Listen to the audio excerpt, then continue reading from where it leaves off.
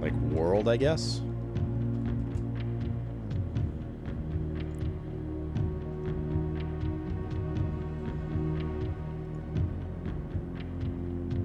Otherwise, these are all around the Korarica realm. Say means sea, looks like.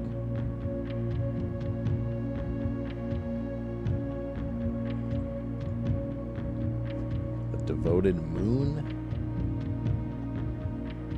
and the Rogue Moon.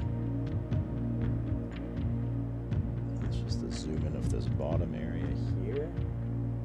There's like different degrees around it and stuff. And then it says 46. Right.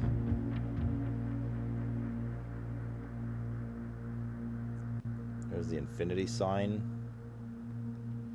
which is it's probably the 8th area. Because it's like, it's on top. It's like the Arctic. They're Arctic or something. Oh, no, sorry. It's their Antarctic. There's a Raja. Interesting.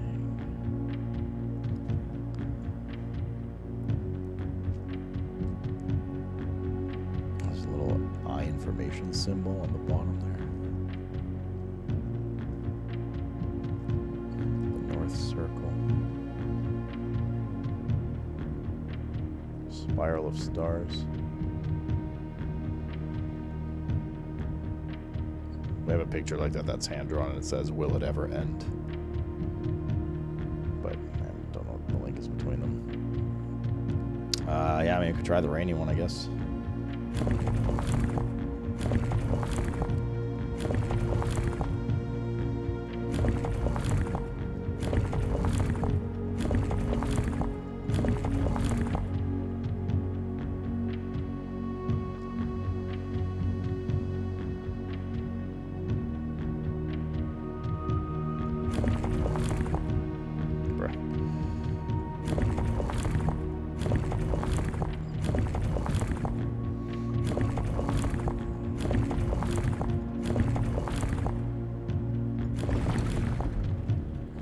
Is that the rainy one?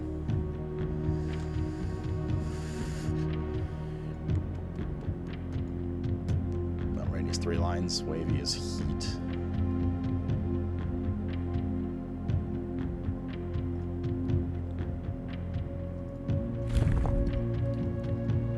Not pressing that one though.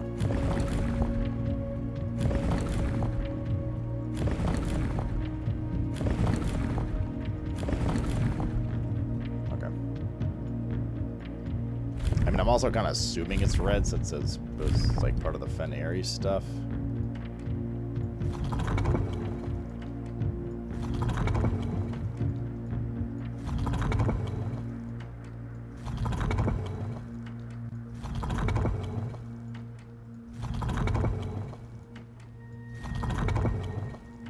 Nada.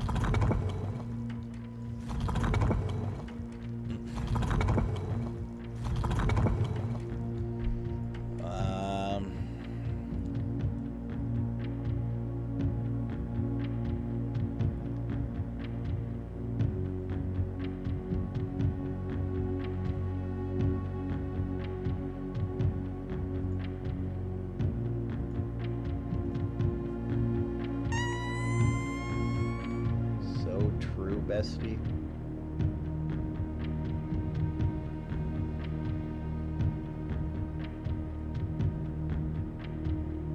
Like, they all have their own color, right? So it couldn't be red, I guess. Like, which colors have we used already? Purple, black, and red. Violet, whatever.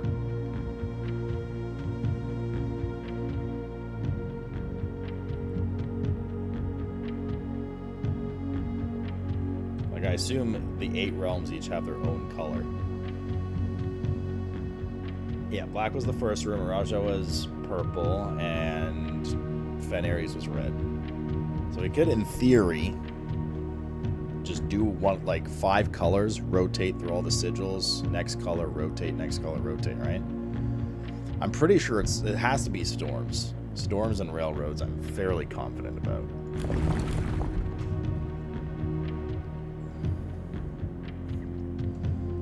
So, like, let's try pink.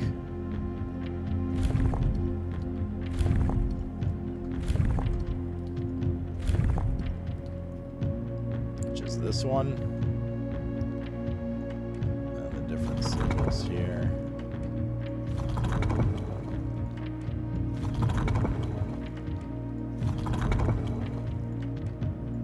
Shit, which one do we start on? Let's go to the boundary.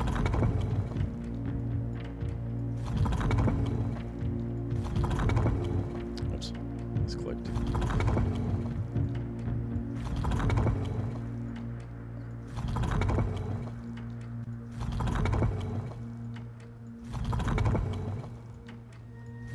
Just gonna go to the flower to make sure I got all of them here. Should be the next one. Okay. So let's try green. It's just diagonal lines. That's red. We can try this one next, I guess. Orange.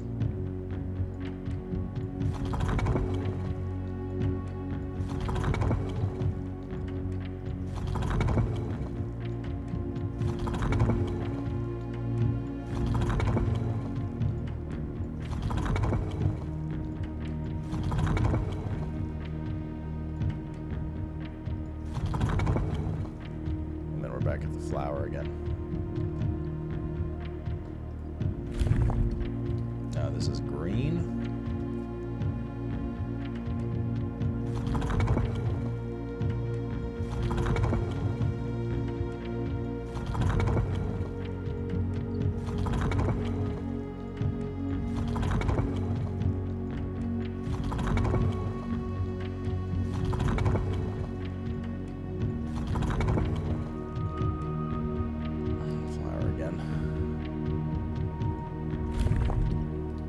That's violet. It would be that one. Based on our theory. It's blue. Is that white or black? I guess it's the white one.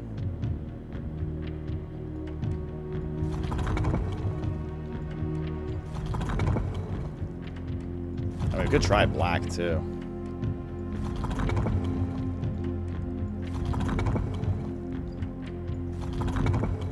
Based on that history book, black was like evil and they rebelled against it and abolished it. It's not white. I guess this is white and that was black, actually, based on the drawings.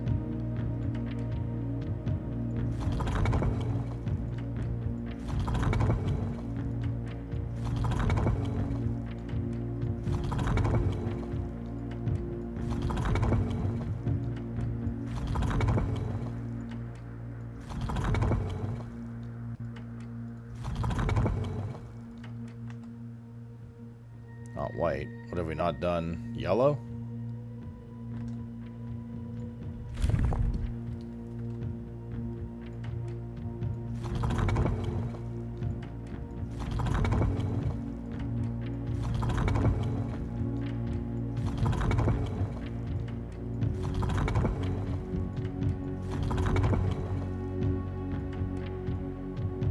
Got it. We're just winging it? I mean, kind of. Like, we knew a bunch of the clues. So it was yellow with... So we were right about the lightning and the railroads. And it was yellow... There, we can see it there, yellow. Yellow with, what's that one mean? Industrial.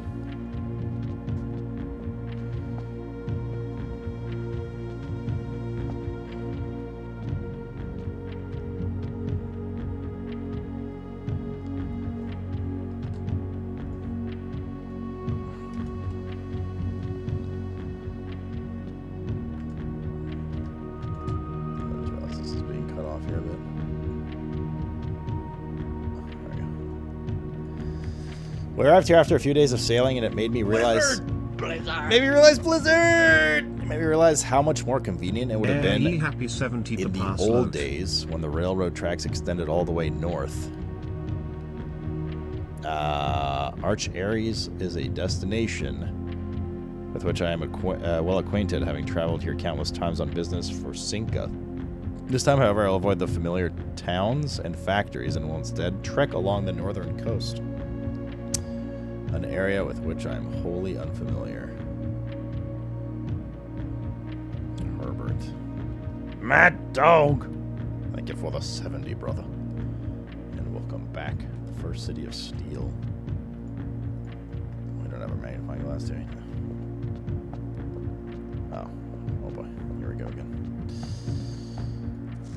Archers is very first film to introduce a new color to the traditional monochromatic tiles of the box. Oh, of course it was.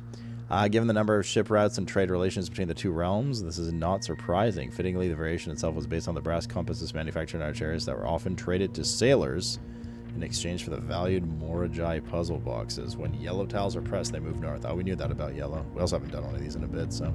What color do we need here? I assume yellow. Yes. And then green flip-flops, and this moves horizontal.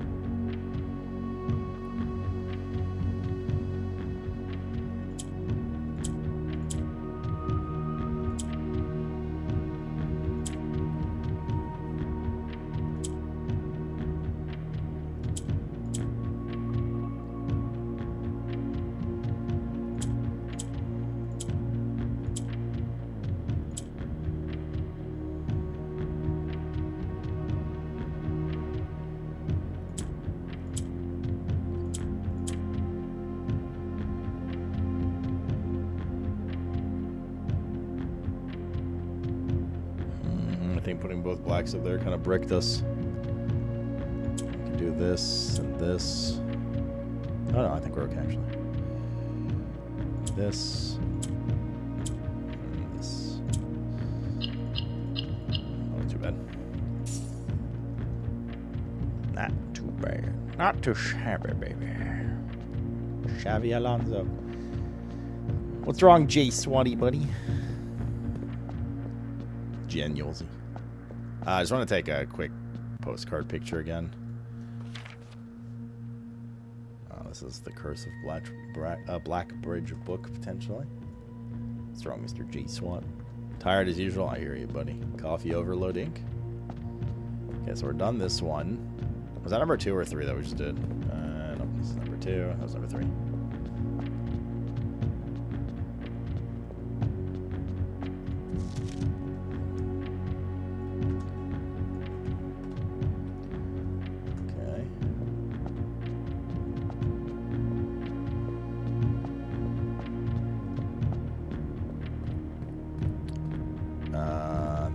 Number 3.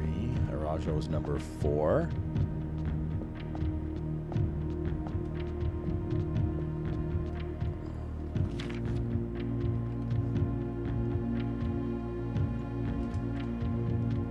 Okay.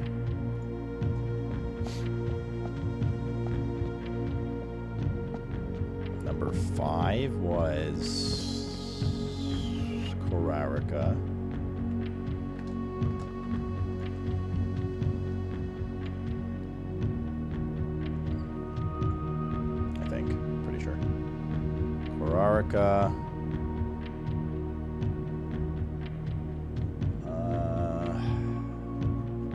I'm like 99% positive it was Kararika, but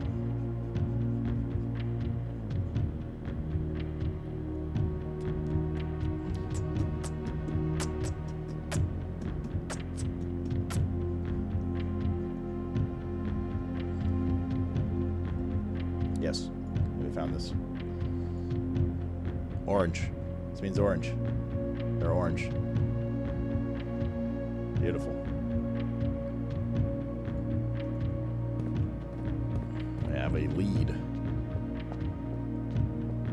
Unfortunately, that was one of the easier ones to lead with, though. Well, what do we know about Kararika? Do we know anything about Kararika? Oh, fuck, it was here, but we got its color now, too. What do we know about Kararika? Isn't part of this book. There's only 3 realms. This is Arindia. Arindia is everything, including nuance. And nuance was diamond, I think.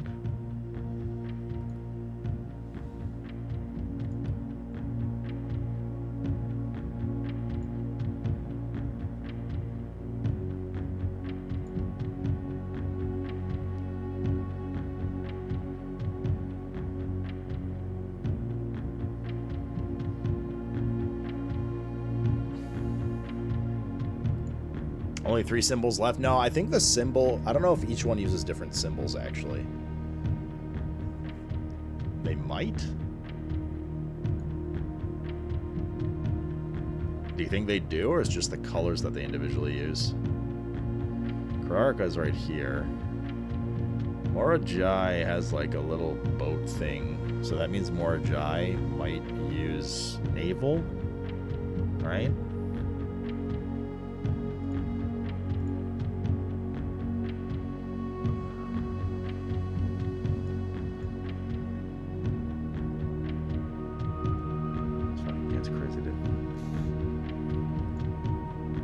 Well, I mean, we can see from the 4 we've done to see if they've all used different things. So let's maybe, like, you might have a good point.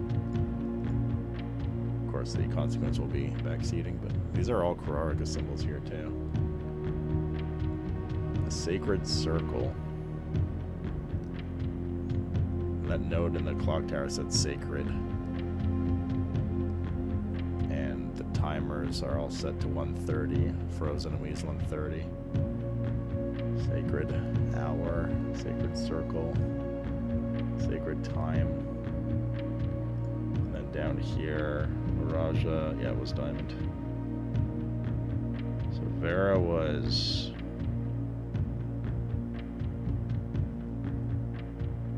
Nuance is diamond. Vera is the little puzzle piece thing. And Kararika is the heart, orange.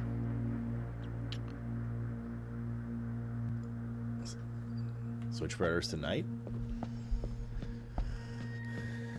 Okay, let's see if they all did. Let's. I'm gonna take them in order, just so I have them on record a little better.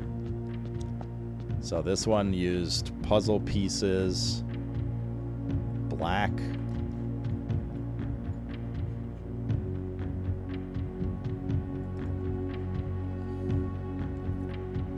and whatever the fucking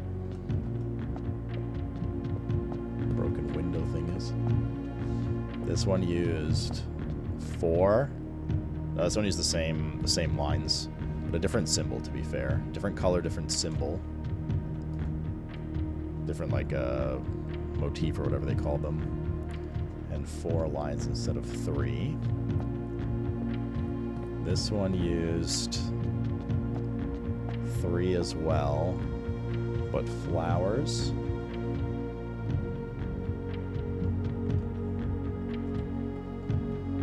Different color again. So we've had 2 of them have the same line types and 2 of them have had the same line amounts for railroad. But so far they've all had different colors and different symbols.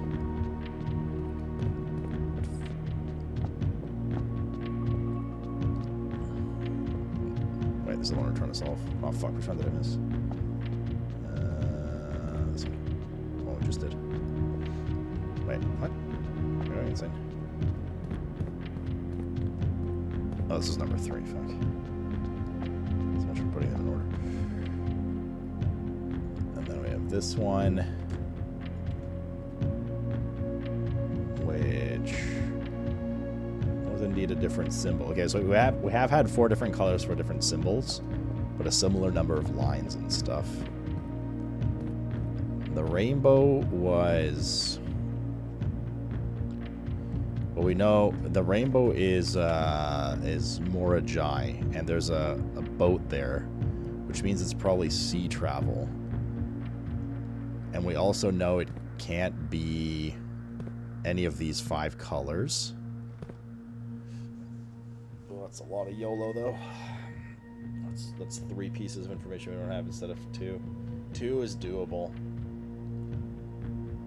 And 3 is also doable. It just takes some fucking ages.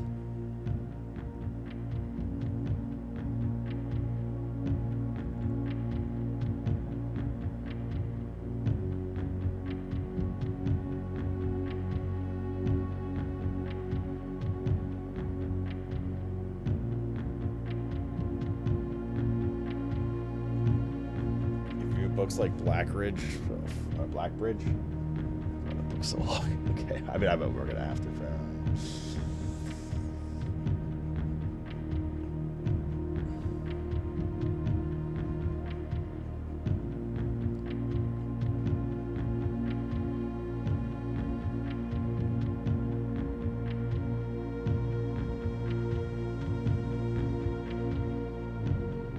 I'm just scrolling up to see like what relevant information we can pull up on this stuff.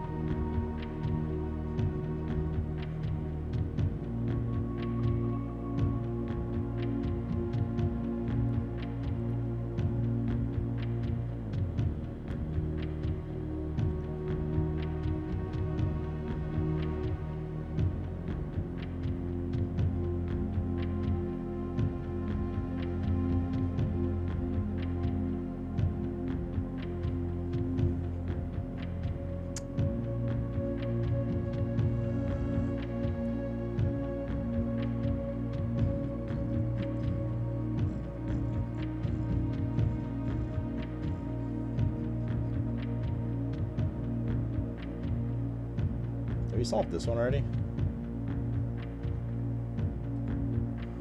I think we have, right? Yeah, because green. Yeah, with this one, yeah, we've done the window one. Okay. Yeah. And we've done this one. Yep, that's a Raja. We've done that one too.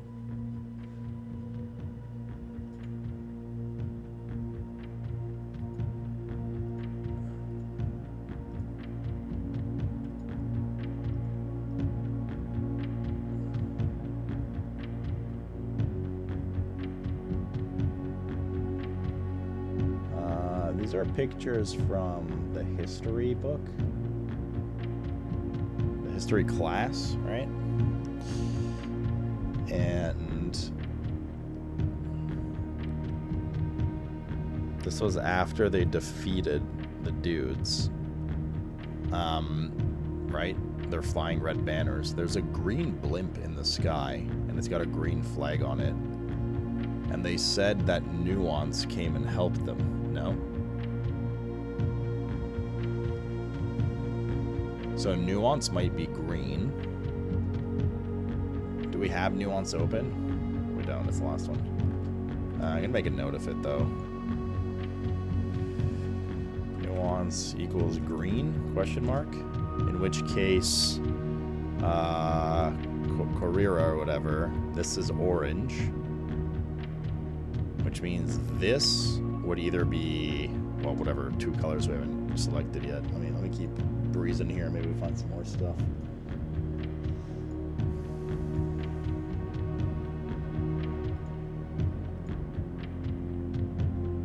It's the black versus red war.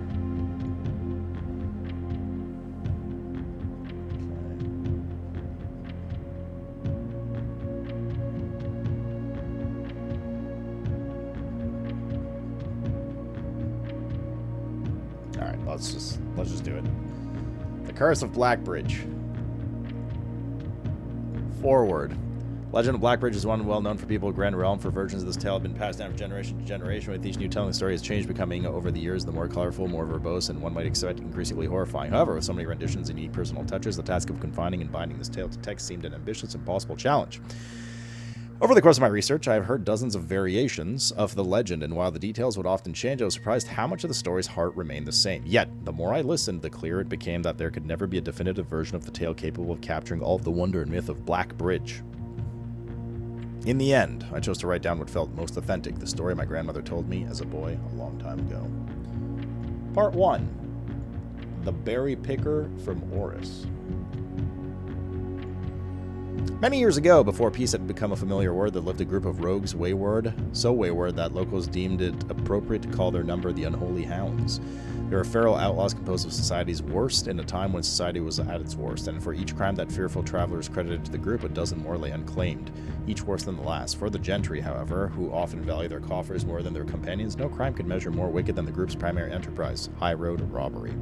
One such member of the so-called band of rogues is a boy of 13 years old named Jasper, who had not been lucky in his life, having lost 2 brothers to war and parents to famine. In the years of hunger that followed, Jasper lived in a gutter behind a churchyard, relying on the nourishment of scurrying bugs and weeds harvested from the cracks of the alleyway to sustain pitiful existence. It is not surprising that a child aiming to escape such hardships would take any easy road out, an easy and well-traveled road, paved with temptations leading out of the city and into the gentrylands, where loose purse strings entwined with the strands of the salvation and glisten equally with hope of opportunity. It was this road that eventually led Jasper to the end of his youth, a hidden cave at the bottom of Black Bridge Canyon. It was here that he met his surrogate family and saviors, the notorious gang of godless outlaws known as the Unholy Hounds. Despite the hardened circumstances that had led him to this vocation of banditry, Jasper was surprisingly tender-hearted and was often teased by the group for being too kind on such an ignoble life. For this reason, Jasper was assigned an innocent role of berry picker. It was not just innocence that set berry picking apart from the gang's more wicked undertakings, for it was the only duty performed without the safety of night's concealment. Jasper, no stranger to solitude, did not protest that he alone worked while the others slept soundly, tucked away in the cave at the bottom of Black Bridge Canyon. On one such occasion, Jasper decided to get an early start. He left the cave, berry basket in hand, and set out in the woods before the morning sun had even brushed against the tallest treetops. It was colder in the mornings, but the headway dawn afforded meant Jasper could reach the furthermost berry patches without worrying of being chastised for tarrying upon his return. It took over 3 hours on foot to reach the destination. Along the way, Jasper had to pass many a familiar bush, all priorly pillaged, and so bereft of berries that one would have to dedicate several moments in earnest examination before earning a single one. Jasper was patient, but even patience has its limit. He was confident that even accounting for the time lost to the long stretch of travel, his efforts would be well worth the pain. Surveying the patches in his new grove surprised even Jasper. The red dots suspended along the leaves seemed as numerous as stars in the skies. Upon seeing such a bounteous sight, he clutched his berry basket tightly and nearly toppled over out of joy. Once he had regained his senses, Jasper quickly made a decision. He would not reveal the location of the newfound treasure. Instead, he would earn the respect of the Confederates who, upon seeing his yield, might attribute the success to hard work. Smiling at his plan, Jasper set off to fill the basket and was making steady strides in his task when the sound of thundering hooves interrupted him. A carriage is approaching. The thought of it made Jasper freeze. Had he been so enchanted by his discovery that he had neglected to observe his surroundings? How could a roadway be so close? He ducked down and crept towards the impending sound, hiding behind one of the larger bushes nearby. It was only a moment before the sound source revealed itself. Within 50 paces of where Jasper hid, an elegant carriage with gold trim came soaring around a corner of trees. Led by 2 beautiful white horses and conveyed by a stern-looking driver seated atop the vehicle, flaunting the most sophisticated regalia Jasper had ever seen. It was not just any carriage, it was a royal carriage. Even without having witnessed such a sight before, Jasper was certain. The sight so transfixed Jasper that he stood awestruck, unable to tear away as the carriage approached. The little concealment the bush provided was soon proved unequal to the driver's lofty perch. And upon spotting the boy, he pulled the reins with such effect that the noble steed slid to sudden halt with precise control.